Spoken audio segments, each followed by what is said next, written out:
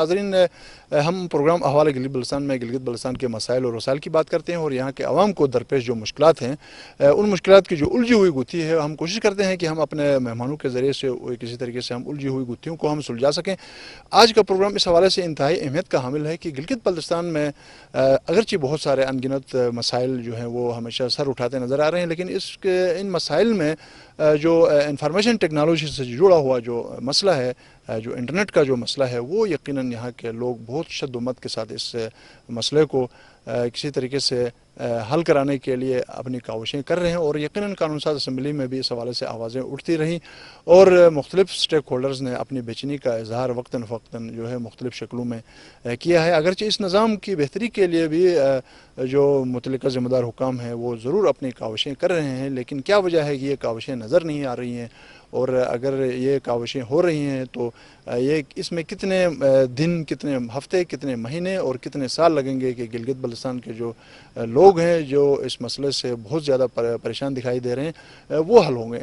تو ناظرین، یہ یقیناً گلگت بلتستان کے اور جو انٹرنیٹ سے جڑے ہوئے جو لوگ ہیں ان کی خوش قسمتی ہے کہ آج ہمارے ساتھ موجود ہیں وفاقی وزیر آئی ٹی انفارمیشن ٹیکنالوجی محترم امین الحق صاحب۔ سر، میں آپ کو شو میں ویلکم کہتا ہوں۔ سر، آپ یقیناً پاکستان میں انفارمیشن جو ٹیکنالوجی ہے، آئی ٹی، اس کا بہت بڑا رول ہے اور یقیناً ہمارے ملک کی ترقی کا انحصار جو ہے آئی ٹی کے ساتھ جڑا ہوا ہے۔ اسی طریقے سے گلگت بلتستان کی ترقی اور ترقی کے پہیے کو آگے بڑھانے کے لیے، رفتار دینے کے لیے یقیناً انٹرنیٹ کا ایک بہت بڑا رول ہے۔ اگرچہ جو گلگت بلتستان میں ٹیلی مواصلات کی سروسز کے بہم رسانی کے لیے اسپیشل کمیونیکیشن آرگنائزیشن جو ہے وہ ڈے ون سے یقیناً بڑی کاوشیں کر رہا ہے، لیکن جو لوگوں کے ڈیمانڈز ہیں اور یقیناً ہر سال جو ہے لوگوں کے جو مسائل ہیں یا جو لوگوں کی جو ضروریات ہیں اس میں بے پناہ اضافہ ہو رہا ہے، تو اس وقت انٹرنیٹ کی گلگت بلتستان میں بہت زیادہ ڈیمانڈ ہے۔ اور اگر ہم ٹورزم کی بات کرتے ہیں، ٹریڈ کی بات کرتے ہیں، تو یقیناً اس حوالے سے جو درپیش جو مشکلات ہیں وہ ان کو حل کرنا بہت ضروری ہے۔ تو آپ بتائیے گا کہ سر، گلگت بلتستان جو آج بھی کسی حد تک دور افتادہ تو ہے ہی ہے، پسماندہ بھی ہے، تو گلگت بلتستان میں ٹیلی مواصلات کی سروسز کو بہتر بنانے کے لیے آپ کی منسٹری کس طرح کے اقدامات اس وقت کر رہی ہے اور کیا کیا چیزیں اس وقت پائپ لائن میں؟ بہت شکریہ۔ آپ کا چینل ماشاءاللہ پورے گلگت بلتستان میں دیکھا جاتا ہے، ماشاءاللہ پورے پاکستان میں دیکھا جاتا ہے، اور اکثر و بیشتر میں بھی آپ کے چینل کو پاکستان میں بیٹھ کے دیکھ رہا ہوتا ہوں۔ اور جو آپ نے سوال پوچھا، یقیناً ایسکام آرگنائزیشن جو ہے گلگت بلتستان میں اور کشمیر میں بھی اپنی بڑی محنت کے ساتھ، اپنی جان فشانی کے ساتھ اور یہاں کے لوگوں کو فیسیلیٹیٹ کرنے کے لیے بڑی کوششیں کر رہی ہیں۔ اور کیپنگ ان دا مائنڈ کہ چونکہ پہاڑی علاقہ ہے، اس میں چیزوں کو فیسیلیٹیٹ کرنے کے لیے ہمارے درجنوں کے قریب جوان شہید بھی ہو چکے ہیں، اور یقیناً ان شہیدوں کو یاد رکھنا بھی ہماری ذمہ داری ہے۔ یس، یہ جو پینڈیمک کووڈ-19 ہے، اس میں سمجھتا ہوں کہ براڈ بینڈ اور انٹرنیٹ کنیکشن بہت ہی ضروری ہوتا جا رہا ہے، اور جو طالب علم جو ہے وہ چاہے وہ اسکول کے ہوں، کالج کے ہوں، یونیورسٹی کے ہوں، وہ آن لائن بھی تعلیم حاصل کر رہے ہیں، کلاس لے رہے ہیں۔ اس کے ساتھ ساتھ بزنس کمیونٹی بھی ایک بڑی تعداد میں اس میں انوالو ہوئی ہے، اور عام آدمی نارملی بھی انوالو رہتا ہے۔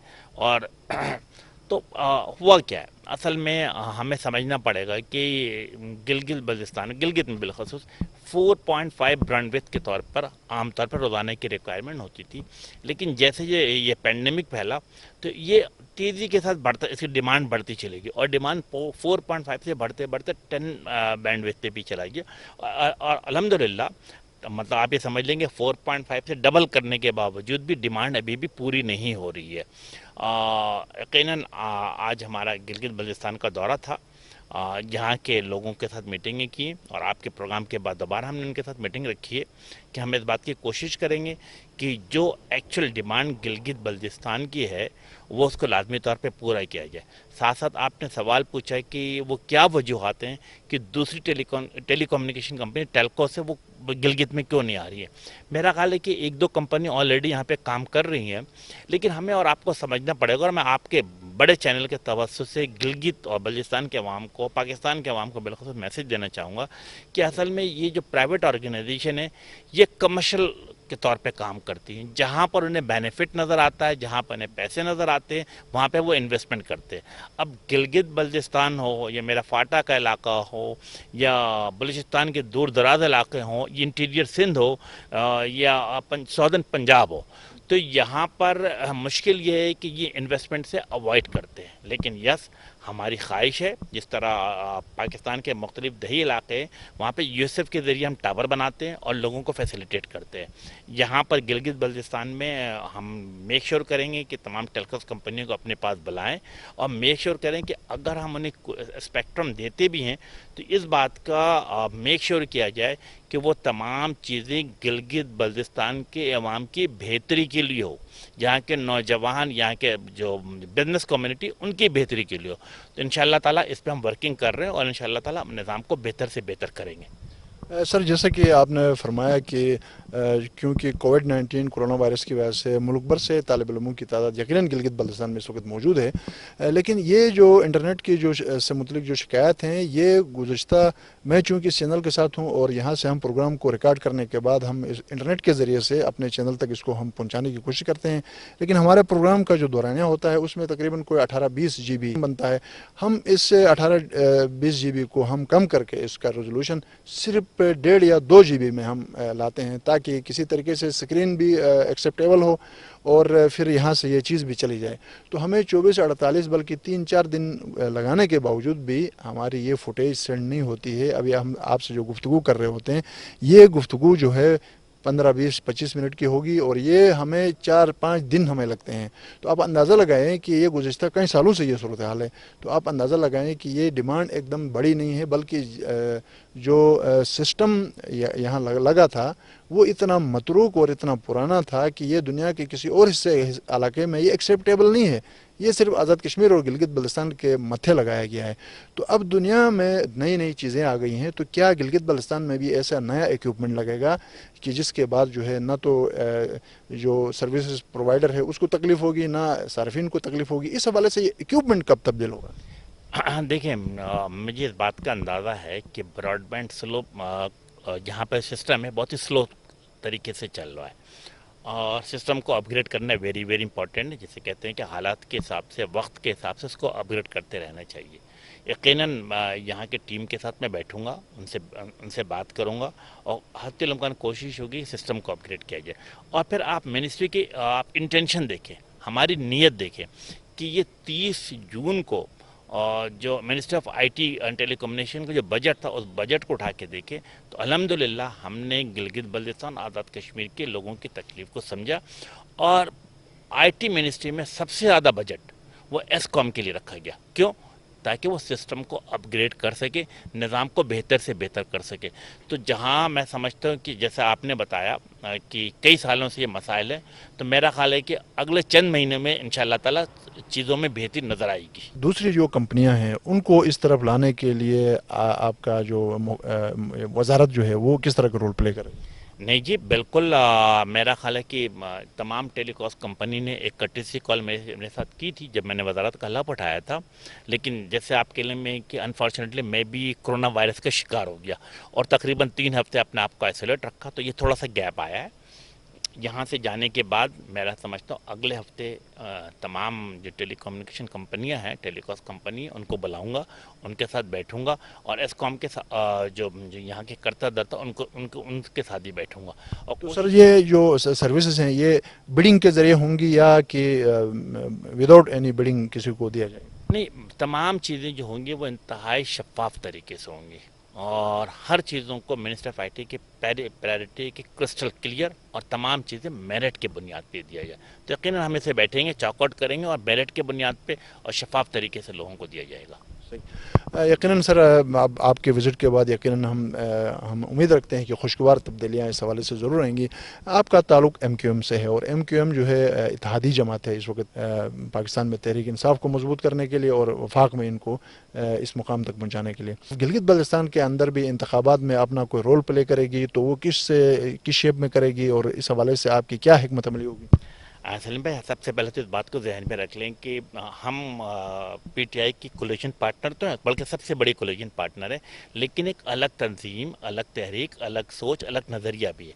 और इसी नाते हमने ऐलान किया कि गिलगित बल्तिस्तान के तकरीबन तमाम सीटों पर एमकेएम पाकिस्तान अपना उम्मीदवार खड़ेगी और एमकेएम का जो इंतखाबी निशान है पतंग, उसके ऊपर इलेक्शन में हिस्सा लेगी। मैं समझता हूँ कि ये तमाम सियासी पार्टियों का बुनियादी जमहूरी हक़ है इलेक्शन में हिस्सा लेना। हम हिस्सा ले रहे हैं।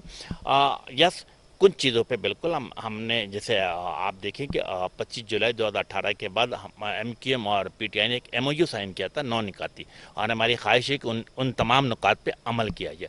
साथ साथ जब प्राइम मिनिस्टर का इलेक्शन था, प्रेसिडेंट के इलेक्शन थे, स्पीकर डिप्टी स्पीकर के इलेक्शन था, तो एमकेएम उनके साथ पीटीआई के साथ खड़ी थी। इसके बाद भी आपने देखे कि तहरीक लब्बैक वाला मामला बना, फजलुर रहमान साहब धरना लेकर आए, इसे 26 अमेंडमेंट था, फिर बाजवा साहब की एक्सटेंशन थी, तो हम सब साथ खड़े रहे हैं। यानी एमकेएम ने वफाकी हुकूमत से कंधे मिलाकर खड़ी रही है।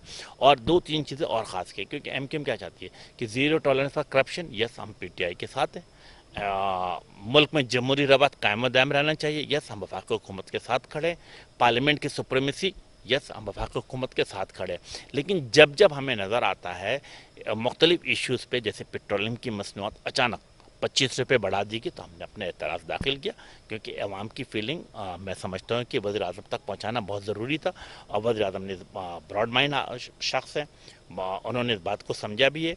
इसी तरह आजकल आपके अंदाज़ा हो गया कराची में बड़ी तादाद में लो शेडिंग हो रही है, और इसलिए मैं जिक्र कर रहा हूँ कि एक माशी हब है, 70% वफाक को कमा के देता है। तो उस पर भी हमने बात की, और वज़ीर आज़म साहब ने we are very much thankful to the prime minister Pakistan कि उन्होंने एक्शन लिया, और उनकी ख्वाहिश ये है कि वहाँ पे लोड शेडिंग कम से कम की जाए।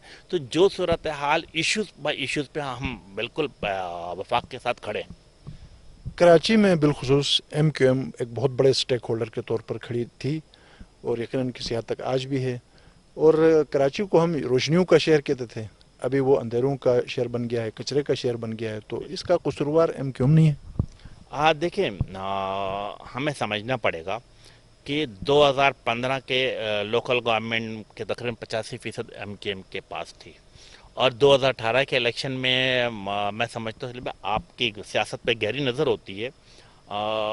एमकेएम ने जहाँ 7 सीटें टोटल ओवरऑल सिंध में हासिल की, 5 कौमी असम्बली की सीटें ऐसी थी जो 300 वोट से लेकर 3000 वोट से हमें हरा दिया गया। मैं नाम नहीं लेता, लेकिन मैं समझता हूँ कि पाकिस्तान के अवाम इस चीज़ को समझते हैं।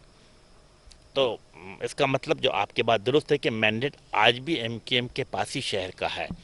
यस, दूसरी बात जो आपने कही कि शहर में जो अंधेरा है और या कूड़ा करकट का शहर बना दे, क्या इसकी जिम्मेदार एमक्यूएम है? और फिर सबसे बड़ा काम क्या है कि 2013 में पाकिस्तान पीपल्स पार्टी की हुकूमत जीतने के बाद जिसे कहते हैं लोकल गवर्नमेंट एक्ट 2013 में तब्दीली की, 2002 में तब्दीली की, और वो तमाम रेवेन्यू कलेक्शन के डिपार्टमेंट जैसे केडीए था, वाटर बोर्ड था, सिंध बिल्डिंग था, लोकल टैक्स था, ये तमाम चीज़ें केएमसी से छीन कर सिंध हुकूमत ने अपने पास कर लिया। अब मसला क्या है कि केएमसी के पास, मेयर साहब के पास अपने लोगों को तनख्वाह देने के पैसे नहीं होते। तो अब ये जब आपने कहा कि कूड़ा करकट का शहर बन चुका है, पानी के बूंद बूंद को लोग तरस रहे हैं, तो ये जिम्मेदारी किसकी थी ऑटोमेटिकली? क्योंकि सिंध हुकूमत ने तमाम इदारे अपने पास रख लें, तो ये जिम्मेदारी सिंध हुकूमत की थी। तो अगर ये नाअहली है, अगर उनकी कोताही है, तो ये सिंध हुकूमत है। और फिर सिंध हुकूमत को आप समझना पड़ेगा कि पिछले 13 साल से सिंध हुकूमत सिंध पे हुक्मरानी कर रही है, पाकिस्तान पीपल्स पार्टी हुक्मरानी कर रही है, लेकिन कराची के अवाम को, हैदराबाद के अवाम को, मीरपुर खास के अवाम को, सक्कर के अवाम को कुछ नहीं दिया। आज अगर उनसे पूछ लिया जाए कि आपको एक मिसाली इदारा बता दें कि जो 13 साल में आपने बनाया हो, तो रिजल्ट 0/0 है। अब सर, यहाँ के लोग अगर आपसे ये सवाल पूछें कि आप कराची को ठीक नहीं कर सके, आप कराची की महरूमियों को दूर ना कर सके, तो गिलगित बल्तिस्तान की महरूमियों को और यहाँ के मसाइल को कैसे हल करेंगे? तो इसका आपके पास क्या जवाब होगा? देखिए, सबसे बड़ी इंपॉर्टेंट चीज़ है कि जमहूरियत का पहला असूल क्या होता है? जिन लोगों के पास मैंडेट हो, उनके पास इख्तियार भी हो। जमहूरियत का पहला असूल है कि जिनका जितना मैंडेट उतना उसका इख्तियार। तो जब जब एमकेएम के पास इख्तियार रहा, कराची रोशनियों का शहर बनता रहा, कराची फलता फूलता रहा। इंशाअल्लाह ताला मैं समझता हूँ कि वफाकी हुकूमत गिलगित में हमारी अगर हुकूमत बनती है, अगर नहीं बनती है, तो हम एक मौसर क़ुव्वत के तौर पे हम मौजूद रहेंगे, तो हम प्रेशर डालते रहेंगे और इंशाअल्लाह ताला गिलगित बल्चिस्तान के अवाम की बेहतरी के लिए काम करते रहेंगे।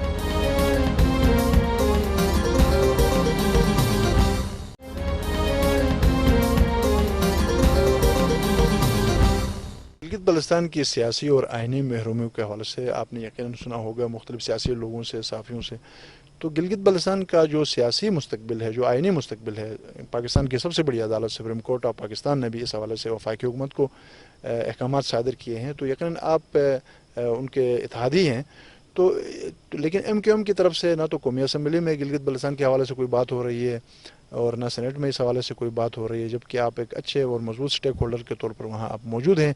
तो अभी तक आपने वहाँ गिलगित बल्तिस्तान के हवाले से कोई आवाज़ नहीं उठाई है। और तो मुस्तकबिल के हवाले से आप क्या इस हवाले से क्या किरदार? देखिए, मैं साहब वही से काम लूँगा कि यस, पिछले मेरा ख्याल है कि पौने 2 साल में MQM ने गिलगित बल्तिस्तान के हवाले से कोई आवाज़ असेंबली में, सेनेट में नहीं उठाई। लेकिन हम अगर उससे पहले देखते हैं 2008, 2009, 2010, 2011, 2012, तो मेरा ख्याल है कि MQM के अरकान कौमी असम्बली मुसलसल सेनेट में भी और कौमी असम्बली में भी गिलगित बल्तिस्तान के अवाम के हकूक़ के लिए आवाज़ उठाते रहे हैं।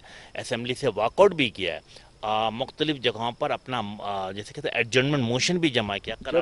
जब अल्ताफ़ हुसैन कायद तहरीक था,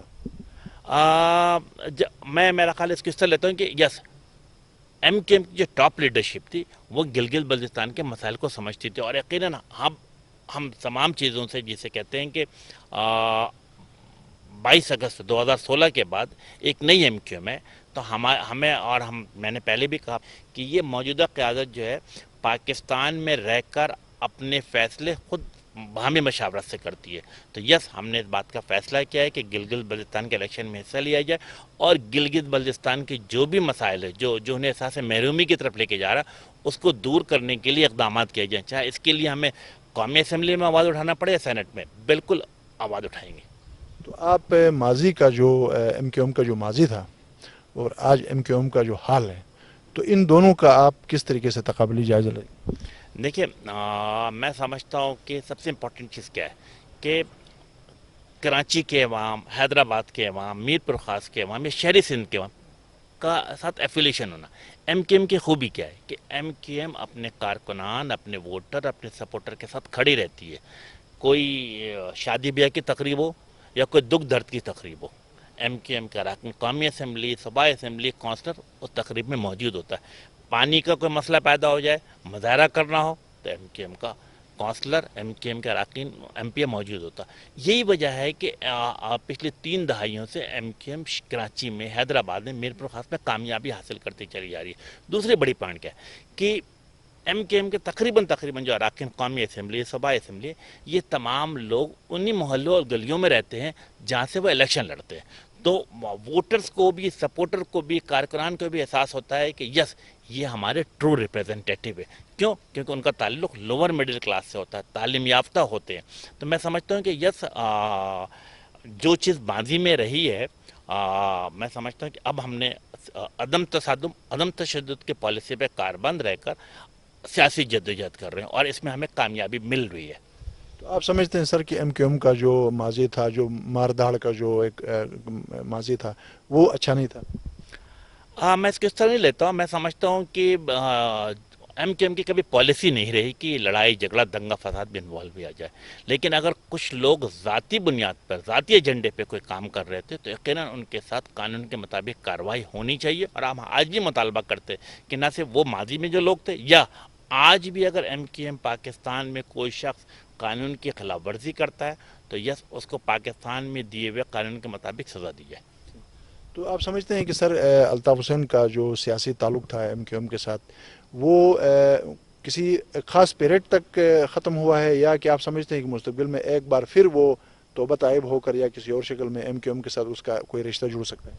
देखिए, सबसे बड़ी बात है कि 22 अगस्त 2016 पाकिस्तान ने, बल्कि मैं समझता हूँ दुनिया की तारीख में पहली दफ़ा ऐसा हुआ कि तमाम ज़िम्मेदारों ने अपने आप को उनसे सबकदोश कर लिया, उनसे दूरी अख्तियार कर ली।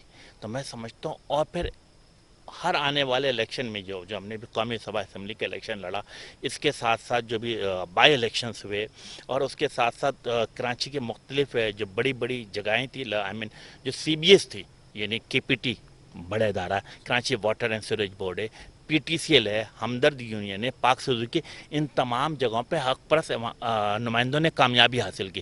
اس کا مطلب کہ ان سے ڈسکنیکٹ ہونے کے باوجود بھی کراچی کے عوام ایم کیو ایم پر اعتبار اور اعتماد کرتے ہیں، ایم کیو ایم کے جھنڈے اور ایم کیو ایم کے انتخابی نشان پتنگ کے ساتھ کھڑے ہیں۔ آپ سمجھتے ہیں سر گلگت بلتستان کے جو مسائل ہیں گزشتہ 70-72 سالوں سے، نہ تو گلگت بلتستان صحیح معنوں میں پاکستان کے ساتھ شامل ہو سکا آئینی طور پر، اور نہ مقبوضہ کشمیر کا مسئلہ ابھی حل ہوتا ہوا نظر آ رہا ہے، تو آپ کیا سمجھتے ہیں سر کہ مقبوضہ کشمیر کا جو مسئلہ ہے یہ کب سلجھے گا، اور کب جو ہے وہ گلگت بلتستان والے حقیقی معنوں میں مکمل طور پر آئینی صورت میں پاکستان کا حصہ بنے؟ دیکھیے، آپ نے تو کشمیر کے حوالے سے ایم کیو ایم کی واضح پالیسی ہے۔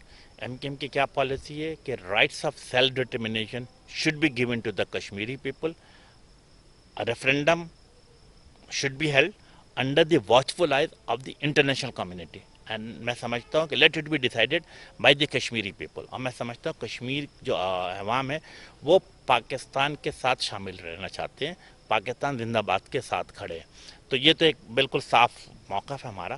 گلگت بلتستان، یس، ہم نے کہا کہ جو آئینی پرابلم کہیں پر اگر آ رہی ہے تو بالکل اس کو دیکھنا چاہیے، اور ہر صورت میں گلگت بلتستان کے عوام کے احساس محرومی کو دور کرنا ٹاپ پرائرٹی میں رکھا جائے۔ اس حوالے سے قومی اسمبلی میں سینٹ میں ایم کیو ایم نے کبھی کوئی اس حوالے سے رول پلے کیا ہے، یا آئندہ کوئی اس حوالے سے کوئی ارادہ ہے؟ آج ہمارے ایم این اے اسامہ قادری بھی آج گلگت کے دورے پہ ہمارے ساتھ موجود ہیں، ان کو یہ اسائنمنٹ دیا جا رہا ہے، انشاءاللہ تعالیٰ اس پہ لازمی طور پہ آنے والے چند ہفتوں میں آپ دیکھیں گے ہم کوئی نہ کوئی قرارداد لے کر آئیں گے۔ اچھا سر، کشمیر کا مسئلہ جو ہے ابھی تک حل ہوتا ہوا نظر نہیں آ رہا ہے، اور آپ کی جو اسلامی دنیا ہے وہ بھی پیچھے اس حوالے سے کوئی کھڑی نظر نہیں آ رہی، تو ہمارا جو سفارتکاری ہے یہ لک بزی ڈو نتھنگ نہیں ہے اس حوالے سے؟ دیکھیں، میرا خیال ہے کہ او آئی سی کے حوالے سے تو ہمیں مایوسی ہوئی ہے، ٹھیک ہے نا، لیکن میں سمجھتا ہوں کہ جو شروع میں جو مایوسی تھی، پہ یو این میں جو مایوسی ہوئی تھی، لیکن جس افیکٹو طریقے سے پاکستان کے فارن منسٹری نے کام کیا ہے، اور اب اچھے طریقے سے ان تمام ایشوز کو جو خاص کے جو شہریت منسوخ کرنے کی بات کی تھی انڈین ہیلتھ کشمیر میں، اور جو ظلم و تشدد جو بھارتی فوج کشمیری عوام کے ساتھ کر رہی ہے، تو اب اسے میں سمجھتا ہوں کہ اچھے طریقے سے اس کو تمام دنیا میں government of Pakistan high light کر رہی ہے، اور میں سمجھتا ہوں کہ یس، چیزیں آہستہ آہستہ تمام چیزیں جو ہیں وہ انڈین حکومت کے خلاف جاتی جا رہی ہے۔ سر آپ اتحادی ہیں پاکستان تحریک انصاف کے، یقیناً عمران خان صاحب کی حکومت کو وقتاً فوقتاً سیاسی جھٹکے جو ہے وہ ملتے رہتے ہیں، تو کبھی اس کا اقتدار جو ہے وہ ڈھولتا ہوا نظر آ رہا ہے، کبھی پھر کوئی نہ کوئی سہارا مل جاتا ہے، تو آپ کیا سمجھتے ہیں کہ 5 سال پورے گزریں گے سر سیاسی حالات؟ دیکھیں، میں ایک سیاسی ورکر ہوں جو جمہوری اصولوں پر یقین رکھتا ہوں، اور ایک سیاسی ورکر جو ڈیموکریٹک پروسیس پہ یقین رکھتا ہے اس کی ہمیشہ خواہش ہوتی ہے کہ جو بھی اسمبلی عوام کے ووٹوں سے منتخب ہو اسے ہر صورت میں 5 سال مکمل کرنے دیا جائے، اور مہنگائی کے حوالے سے ہم نے یہ ایشوز اٹھاتے رہتے ہیں، اور میں سمجھتا ہوں خود پی ٹی آئی کے اراکین اسمبلی ہوں یا پرائم منسٹر صاحب کے ڈائریکٹو ہمیشہ ایشو ہوتا رہا ہے کہ ہر صورت میں مہنگائی کو کنٹرول کیا جائے، کہ ڈالر ریٹس بڑھتے چلے جا رہے ہیں، کیا ڈالر صرف اور صرف کیا کہتے ہیں پی ٹی آئی کی حکومت میں آگے بڑھے؟ نہیں، اس سے پہلے پی ایم ایل این کی حکومت تھی، وہ 125 126 127 روپے پہ ڈالر چھوڑ کے گئے تھے، اس سے پہلے پیپلز پارٹی کی حکومت تھی، انہوں نے کیا وہ 60 روپے سے 90 روپے پہ لے کے چلے گئے، تو یہ چیزیں تو میرا خیال چل رہی ہیں، لیکن یس، ہم جیسے کہتے ہیں کہ پاکستان کی محبت میں ہر صورت میں پاکستان کی معاشی صورتحال کو بہتر سے بہتر کیا جائے، ہمیں ایکسپورٹ پہ توجہ رکھنی چاہیے کہ ہم زیادہ سے زیادہ چیزوں کو باہر بیرون ملک بھیجیں تاکہ ہمارے پاس ڈالر ہو اور چیزیں بہتری کی طرف ہو۔ اچھی بات ایک دو چیزیں یہ بھی نظر آتی ہے کہ اسٹیٹ بینک میں جو زرد مبادلہ ہے وہ ایک اچھے اماؤنٹ پہ آ کے سیٹل ہوا ہے، اور دوسری کرنٹ جو بینک اکاؤنٹ ہے اس کے اوپر بھی ڈیفیسٹ کم ہوا ہے، تو یہ چیزیں میں سمجھتا ہوں آگے چل کے بہتری کی طرف جائے گی۔ تو آپ کیا سمجھتے ہیں سر پاکستان میں جو احتساب کا عمل ہے اس پہ ہر دور میں انگلیاں اٹھتی رہی ہیں، تو ایم کیو ایم اس چیز کو کس نظر سے دیکھ رہی ہے؟ دیکھیے جی، بالکل ہمارا واضح موقف ہے، آج اگر نیب کے اوپر انگلی اٹھائی جاتی ہے تو ہمیں سمجھنا پڑے گا کہ نیب کے پورے سسٹم کو کون لے کر آیا. جو پچھلے وزیر اعظم اور پچھلے قائد اعظم اختلاف دونوں کی مشترکہ کوشش سے یہ ہے نا, دونوں نے اس پہ سگنیچر کیا, ایگری کیا تو ہے. تو اس میں نہ ایم کیو ایم کا دخل تھا نہ پی ٹی آئی کا دخل تھا, نمبر 1. نمبر 2, احتساب کے حوالے سے ایم کیو ایم کا بالکل واضح دو ٹوک موقع پہ کہ تمام لوگوں کے ساتھ انصاف کیا جائے اور انصاف ہوتا ہوا نظر آنا چاہیے. آپ گلگت بلتستان کے حوالے سے یہاں کے جو لوگوں کے اندر جو احساس محرومیاں ہیں, یہاں پر جو معاشی خوشحالی زیادہ سے زیادہ لانے کے لیے آپ کیا سمجھتے ہیں کہ یہاں پر حکومتوں کو کس طرح کے, چاہے وہ فیڈرل گورنمنٹ ہو یا پروونشل گورنمنٹ ہو, ان کو کس طریقے سے, چونکہ آپ کے پاس ایک اچھا تجربہ ہے سندھ میں, آپ نے وفاق میں آپ نے کام کیا, سندھ میں کیا, تو آپ اس حوالے سے کیا کہیں گے؟ دیکھیں, میں سمجھتا ہوں کہ گلگت بلتستان میں بہت ہی پوٹینشیلٹی موجود ہے. سب سے بڑی بات تو میرا خیال ہے کہ اگر ہم ٹورزم کو فروغ دیں تو میں سمجھتا ہوں کہ یہاں بڑی تیزی سے خوشحالی آئے گی. الحمدللہ میرا خیال ہے پچھلے سال کافی بہتری تھی, بڑی تعداد میں ٹورسٹ یہاں پر آ رہے تھے. اس سے پچھلے سال بھی آئے تھے. کیونکہ پاک فوج نے دہشت گردی کی کمر توڑ دی تھی, جس کے بنا پہ لوگ بڑی تعداد میں گلگت کی طرف رخ کر رہے تھے. لیکن انفارچونیٹلی اس پینڈیمک کووڈ-19 نے تمام چیزوں کو بالکل ہی اسٹینڈ اسٹل کر دیا ہے. تو اس کے لیے ضروری ہے کہ گلگت ایئرپورٹ کو اپ گریڈ کیا جائے, نمبر 1. نمبر 2, تعلیم کی طرف ہمیں توجہ بہت زیادہ دینی پڑے گی. ہمیں صرف ایک یونیورسٹی سے کام نہیں چلے گا, بلکہ یہاں پہ تو گلگت میں درجنوں یونیورسٹی ہونا چاہیے. میں ریپیٹ کر رہا ہوں, درجنوں یونیورسٹی ہونی چاہیے. میرے بچے تعلیم حاصل کریں گے, اچھی نوکری کریں گے, اچھی جگہ کمپٹیشن کریں گے, تو ڈیفینیٹلی یہ گلگت بلتستان میرا یہ جگہ ہے, یہ تمام پھر جو تحصیل ہے, جو ڈسٹرکٹ ہے, وہ خود بخود ترقی کرے گی. تو ہمارا تو ویژن موجود ہے کہ تعلیم پہ مکمل طور پہ توجہ دی جائے. نہ صرف یہ درجنوں کی تعداد میں یونیورسٹی, بلکہ میڈیکل یونیورسٹی بھی اور انجینئرنگ یونیورسٹی کا بھی قیام گلگت میں لایا جائے, تو چیزیں بہتر ہو سکتی ہیں. جی ناظرین, آپ نے محترم وفاقی وزیر امان الحق صاحب کی آپ نے گفتگو آپ نے سنی, وفاقی وزیر انفارمیشن ٹیکنالوجی, اور یقیناً انہوں نے لفظوں کا جوڑ جملوں کا تسلسل, مفہوم کی گہرائی کے ساتھ انہوں نے تمام سوالات کے جوابات جو ہیں بٹوین دا لائن بھی انہوں نے بہت کچھ کہنے کی کوشش کی. اور یقیناً آج کی گفتگو اس حوالے سے انتہائی اہمیت کی حامل رہی کہ گلگت بلتستان میں ایک وفاقی وزیر کی آمد, اور یقیناً ان کی آمد کے ساتھ یہاں کے جو الجھے ہوئے آئی ٹی کے حوالے سے جو الجھے ہوئے مسائل تھے, ان الجھے ہوئے مسائل کو سلجھانے میں ضرور مدد ملے گی. اور جو ہمارے ناظرین جو ملک کے مختلف حصوں میں ہمیں دیکھ رہے ہیں, اور جو گلگت بلتستان میں مختلف اضلاع میں, گھروں میں, تحصیلوں میں ہمیں دیکھ رہے ہیں, تو یہ ہم آپ کو بتا دیں کہ وفاقی وزیر گلگت بلتستان کے آئی ٹی کے حوالے سے جو ایشوز ہیں ان کو وہ بھرپور طریقے سے ایڈریس کر رہے ہیں. اور ہمیں امید ہے کہ اگلے چند ماہ کے اندر ان کا جو وزٹ ہے, اس وزٹ کے جو فروٹفل جو رزلٹس ہیں وہ یقیناً آپ کے سامنے آئیں گے. ناظرین, یہاں پر پروگرام احوال گلگت بلتستان کا وقت اختتام پذیر ہوا. اللہ کریم ہر گھر غریب محلہ شہر صوبہ اور ملک کو شاد اور آباد رکھے, آمین یا رب العالمین.